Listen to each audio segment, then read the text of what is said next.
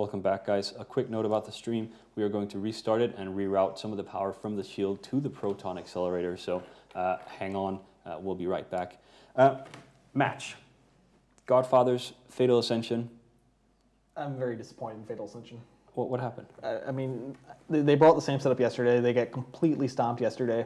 Every setup like that got stomped yesterday, and then they brought it again. Yeah. I mean, that's what more hint can you take after the first time it gets stomped? So. Well, Godfathers has in a previous match beaten Test, so I should have known that if they beat Test, they were obviously very, very, very good. So that they would defeat Fatal Ascension. All right. We've also swapped dev guests. Welcome to CCP, Alice. Hi. So what do you do at CCP?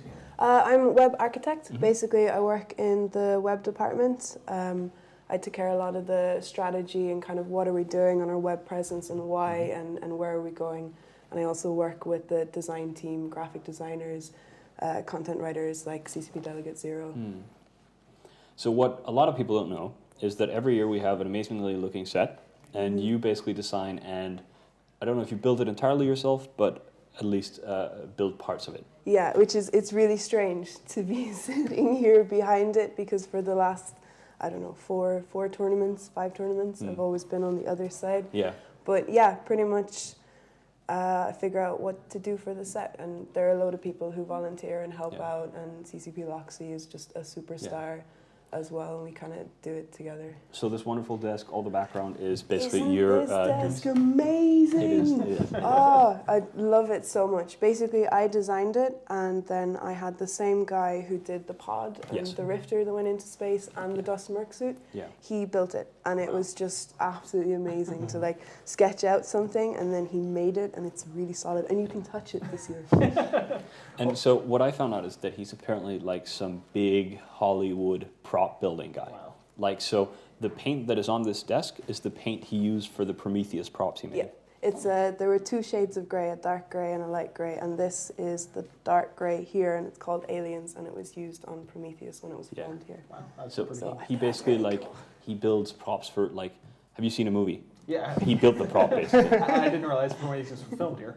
Well, parts of it was filmed too, yeah. but he also just does pieces and sends it there. So like they order like a proton catalyst for their spaceship movie, and he like goes down and buys like a bucket of paint and some gaffer tape and sends something incredible back. Also the swords that we have underneath the table are from Game of Thrones. Yeah, those Also, are pretty cool, aren't they? Yeah. Well, I've got a quick question. Every dev so far has had a mustache. Yes. Where is your mustache? You know, I totally forgot to do that. I was going to get one of the sticky-on ones, and I completely forgot. My bad. Next year. Oh, okay. Let's talk more about Dust and websites and all that stuff in just a minute. Let's just look quickly at the match again. So it was not entirely the same setup. It was kind of similar. It was Slipneers, but one was complemented by Cyclones. The other one was mostly a big bunch of Assault Frigs, I believe. Right. So what are the big differences in these? I think they traded the Cyclones for some of the Assault Frigs and the Claymore. Like I said yesterday, the Claymore really doesn't work in this type of environment. You don't need that amount of boost for the amount of DPS you're swapping for that command ship. The Godfather's team had a lot more DPS, as you saw them just chew through those Sleipnirs. And I really don't like the Fatal Ascension setup. I said that yesterday, I'm saying it again today. So. Yeah, I think that these generic Minotaur teams that we're seeing are not really the best. They're just good. And if you come up against a team with a better setup or better pilots, you're going to lose. Is it an easy fallback for alliances that aren't maybe the best at theory crafting setups? I think so. Well, I think it's okay. Or am I just being mean? Oh, I think it's okay, but there's been other alliances like Test Alliance. They had a really good setup yesterday. Yeah. I mean, they haven't been the best at theory crafting, but I love our little bros. I love our little bros, but they like I said, they aren't the most experienced. I think they've been around for 2 years now. They're a little bit over 2 years. So I mean, they are getting into it, but I think Fatal Ascension's been around for a long time. They've seen lots of tournaments. I think they really could have came up with something better. Yeah. All right. I think we're just going to go talk to CCP Sunset and the guys in the commentary box. Hi, I'm CCP Sunset, back in the booth with Ravy and Kill2. How are you guys doing? Doing great. Yeah. The matches have been awesome. I know there's people working on the tournament stream issues, so we'll get those Yeah. hopefully fixed soon. Fingers crossed. But Yes, everything crossed. everything has been great here on this side. The actual performance has been wonderful. And it's not an enormous consolation, but all the matches do actually happen legitimately and will go on YouTube. So at We're least not letting anyone drop supers. no. So it's going. It's going. So I have some more questions for you guys from our forum thread. So on the Alliance Tournament section of the forum, people can just go and post up their questions that they want brought to you guys. And some of them I think are going to the guys in the studio as well. So that's in the Ask the Experts thread. So I have a very interesting question for you guys. All right, shoot. If you had $2 billion to spend on one ship for solo piracy, what would that ship be? For me, it would be a faction fit Vindicator. You're going to lose it really fast to the first gate camp. Yeah, I think I would do Macario probably. It's tempting to like just completely pimp out something normal, like do a Ferox with all faction everything. But Macario would probably last solo the Blackbird longest. with Estimals ECMs. There you go. But pretty much if you get an awesome ship and put just regular modules on it, it's not really an awesome ship. You can get a lot of good modules for the extra billion on that Vindicator.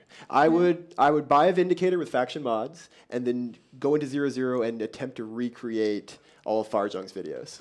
That'd be hard because nobody rats anymore. Oh, I'd find it. I'd use the extra to pay someone to rat and then go kill them. Ah, okay. So you're saving it, holding a little bit back for, okay. Staging fights is It would just be Farjung's videos, but with the new graphics and my name on it. That would be pretty sweet, actually. And since no one plays anymore who was around then, no one will notice, and I'll claim all the awesomeness for myself.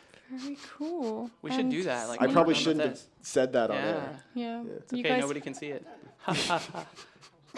That's terrible. That's really bad.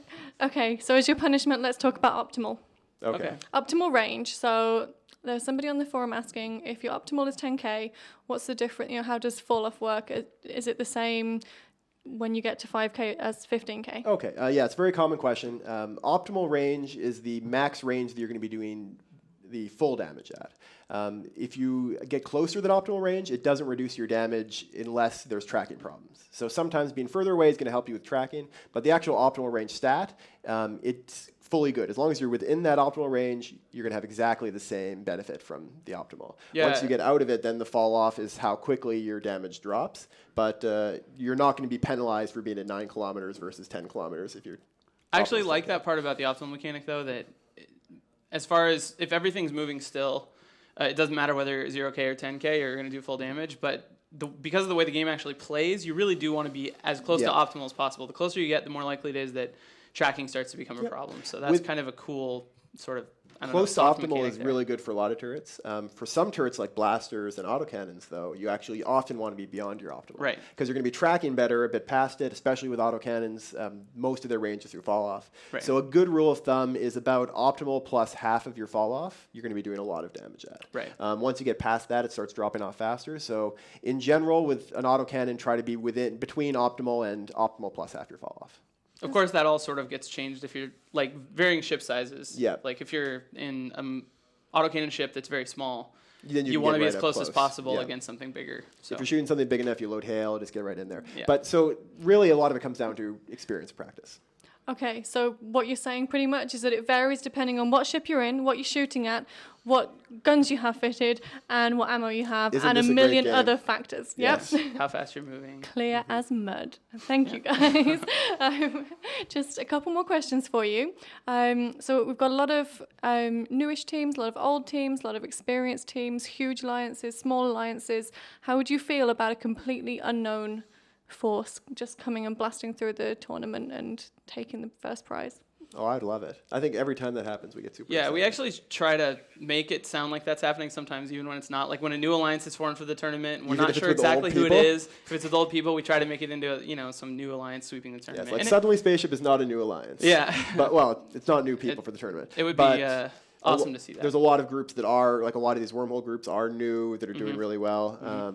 So it is really cool to see these new teams do well. Yeah. Yep. So you'd be just as happy to see a brand new alliance full of shiny I new would be people. just as happy to see a brand new alliance come in second to Pandemic Legion. Ooh, okay. Well, with that, I think we're going to hand back to the studio. So we'll go back to CCP Soundwave and we'll be back later. Thank you very much. One of the things I was thinking as well, now that they're talking about new alliances, I was thinking about what about an alliance that has other players' ults in it? Actually, the match is ready. Let's grab this one afterwards because this is like fairly relevant to at least one alliance. So, Alpha Volley Union versus Test Alliance, please ignore. I think after the great showing we had yesterday from Test, I'm going to have to support our bros here. I'm going to have to go with Test Alliance. I just have this feeling about them that they might do well. Well, Tournament Cat and I were discussing the matches yesterday, and Alpha Volley lost their flagship. So yesterday, I'm thinking today, Test Alliance. I think I might go for Test Alliance as well. Let's find out.